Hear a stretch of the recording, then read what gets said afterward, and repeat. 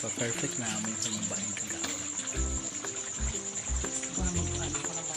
Para magduwas na ito na. Kung wala mga Sure? ayan. Tataw na lang na. Katulad lang. Bye. Tilawan?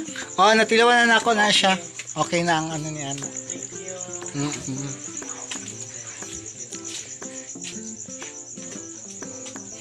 Agi ko. Shoot Mudto na ko kay tomorrow. Trabaho na po. Duty Cagayan.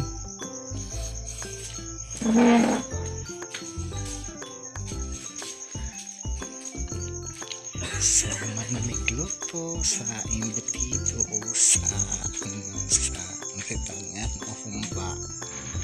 So, time to to sleep na. Ni tao. So, almost 12 na. Okay, bye guys.